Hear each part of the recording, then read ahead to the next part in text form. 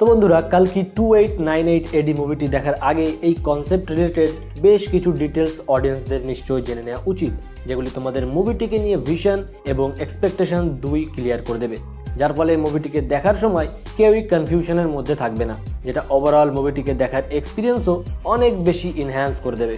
So সেই সব আজ আমি আমার এই ভিডিওটির মধ্যেই এক্সপ্লেন করব তোমাদের সঙ্গে, যেগুলি সব জানতে এবং বুঝতে ভিডিওটিকে পুরো এন্ড অবধি দেখো।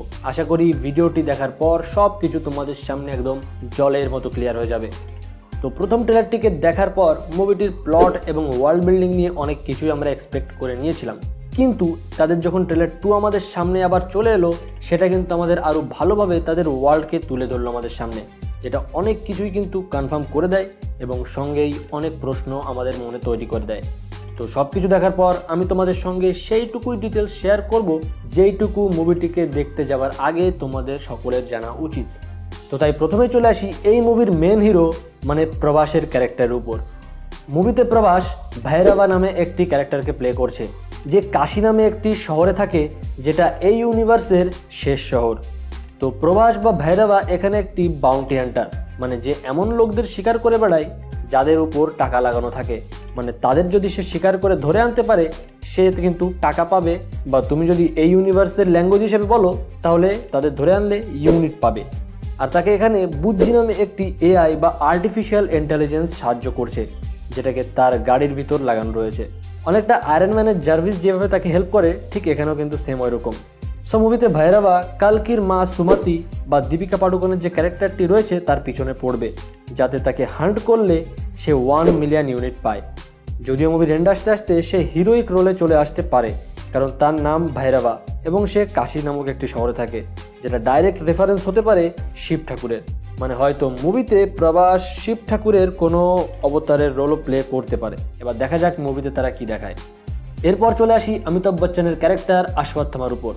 সো আমরা সবাই জানি যে মহাভারতের সময় শ্রীকৃষ্ণ অশ্বত্থামাকে শ্রাপ দিয়েছিল যে তাকে সারা জীবন বেঁচে থাকতে হবে, আর কালীযুগে এসে তাকে কালকি নামক একটি দশম অবতারকে সাহায্য করতে হবে, যার জন্যই সে দীপিকার ক্যারেক্টার মানে সুমতিকে ভৈরবা এবং অন্য সবার হাত থেকে রক্ষা করবে এই মুভিতে, কারণ তার পেটেই রয়েছে শ্রীকৃষ্ণের বা বলতে পারো বিষ্ণু ঠাকুরের দশম অবতার কালকি।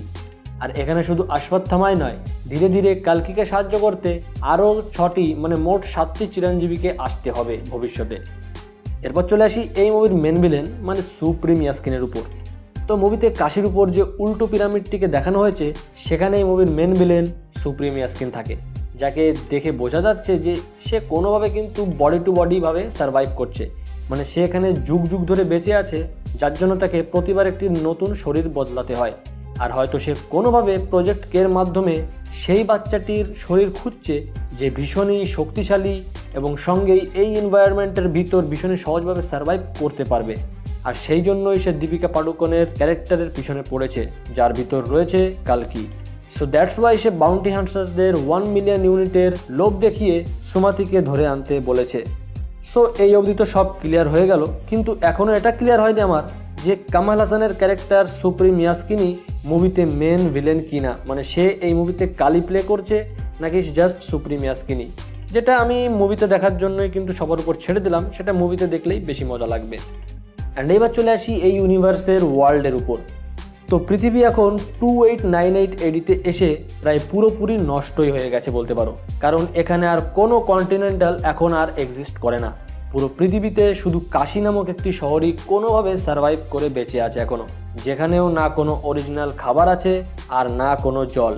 গঙ্গা যমুনা সব যদিও পুরোপুরি এখন শুকিয়ে গেছে, বাট আই ডোন্ট নো যে তারা এর পরেও কীভাবে এখানে সকলে কিন্তু বেঁচে রয়েছে। আর এই শহরেই সাধারণ মানুষদের মতো বেঁচে আছে আরও একটি সাধারণ মানুষ, মানে আমাদের ভৈরবা।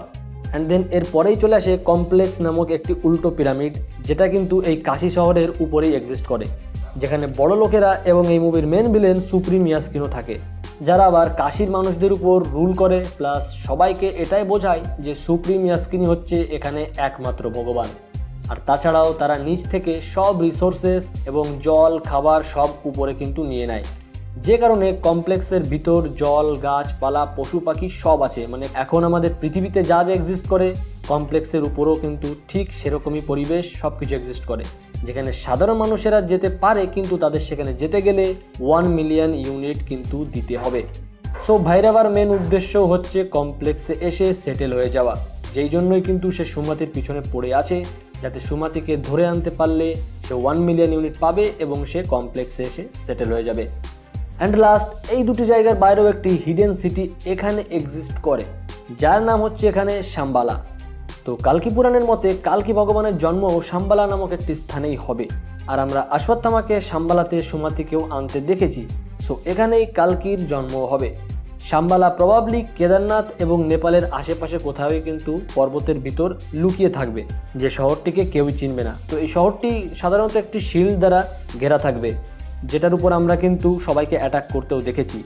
অনেকটা তোমরা এমসুয়ের যে ওয়াকান্ডা সিটিটা এক্সিস্ট করে সেটার মতো বলতে পারো, যেটা সাধারণ মানুষদের থেকে তারা লুকিয়ে রেখেছে, যাতে কেউ তাদের টেকনোলজি এবং রিসোর্সেস কেড়ে নিতে না পারে। ঠিক শাম্বালাও কিন্তু এই ইউনিভার্সের ভিতর সেম ওই রকমই। শাম্বালাকেও তারা লুকিয়ে রেখেছে যাতে তাদেরকে কেউ না জানতে পারে, আর না তাদের টেকনোলজি ভগবানকে তাদের থেকে কেউ কেড়ে নিতে পারে। আর এই মুভির ভিতর শাম্বালাতে এখনও সবাই ভগবানকে বিশ্বাস করে এবং তাদের পুজো করে, আর তারা এখনও বিশ্বাসী যে তাদের বাঁচাতে কোনো একজন ভগবান আসবে এবং তাদের একদিন এখান থেকে মুক্তি দেবে। সো এই কারণেই সুমাতি শাম্বালাতে আসতেই সেখানে বহু বছর পর বৃষ্টি হতে দেখা যায়, যেটা ডাইরেক্ট হিন্ট মাসিহা কালকি ভগবানের। তো বন্ধুরা, এই ছিল বেশ কিছু ডিটেলস যেগুলো কিন্তু এই কালকি ইউনিভার্সকে তোমাদের সবার সামনে পুরো ভালোভাবে জলের মতো পরিষ্কার করে দেয় যে মুভিতে কি হবে বা ফিউচারে কি হতে পারে। তো তাই ভিডিওটি ভালো লাগলে ভিডিওটিকে একটি লাইক আর আমার চ্যানেলকে সাবস্ক্রাইব করে দাও, because I will be back with my next video. তো ততক্ষণের জন্য বাই।